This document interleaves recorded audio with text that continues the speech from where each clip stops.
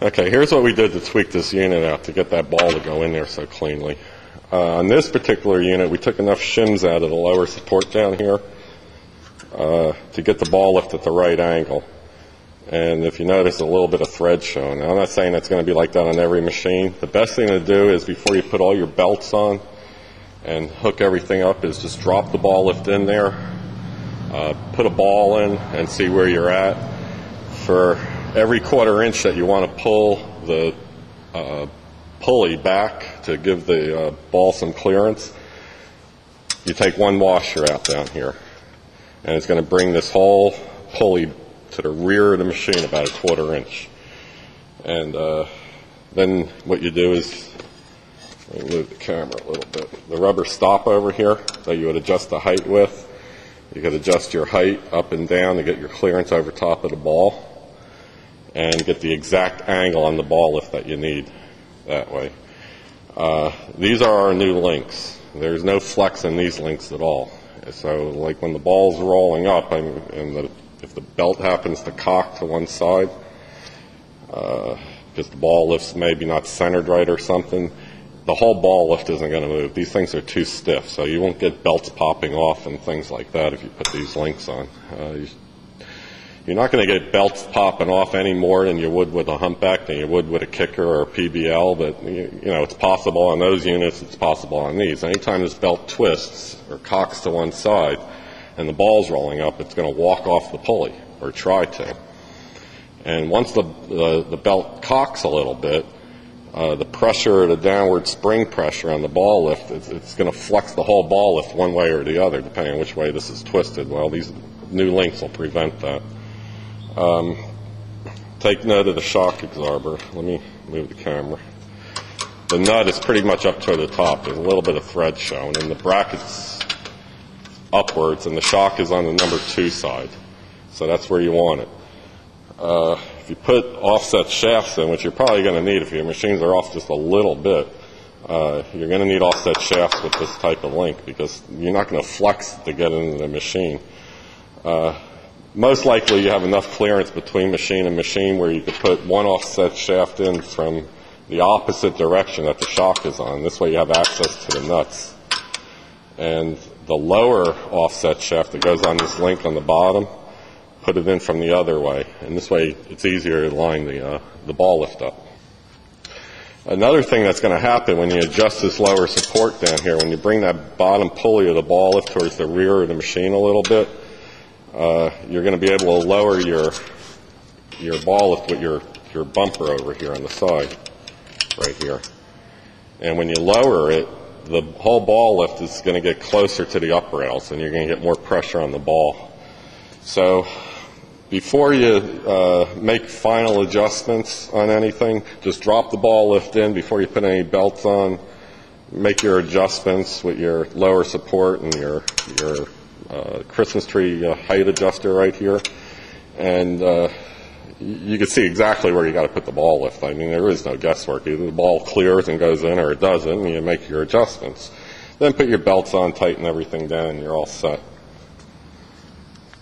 Okay, once you put your ball lift in, you're going to want some spring tension pushing down on it.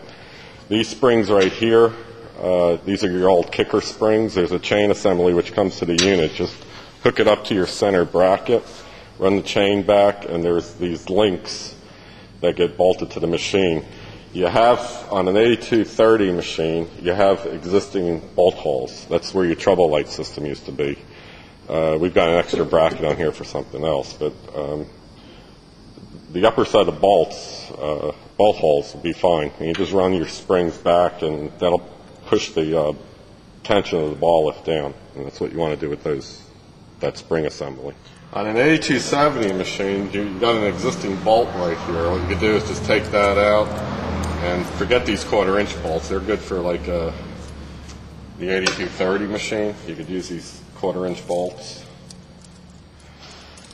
But if you got an 8270, just take that bolt out, use the washer, put it on there, and then you have a place to hook your springs. And that's where they go on this machine.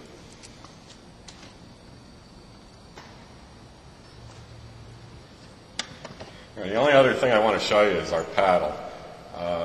This is our red wing, and we've got a new paddle out now. It's a blue wing.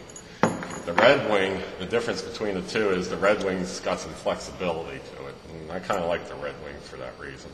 This way, if the ball's going in, and if you have a spring shock on there, which gives a good amount of pressure, and the ball's on its way up, the paddle will flex some to let the ball go by.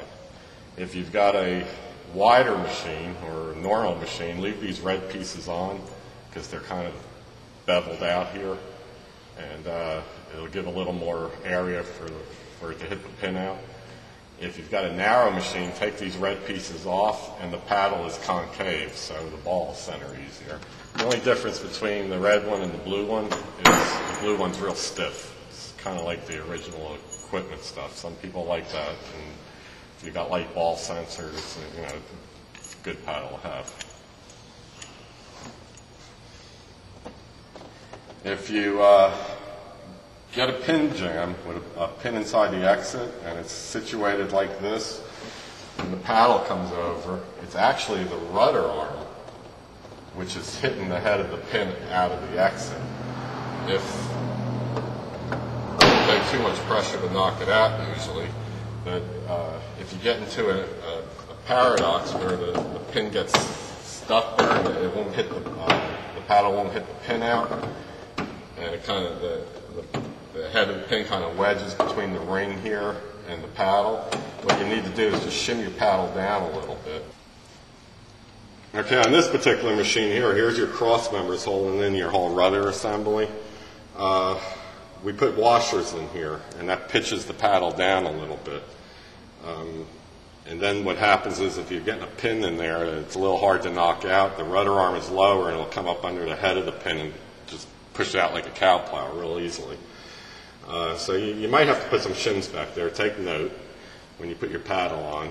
And you may have to move your rudder arm either front or back so that your paddle clears. But you want the paddle back as far as you can get it where the lip is still missing the brackets, but you get it low enough where it's going to hit the pin out properly. So you might have to shim it a little here.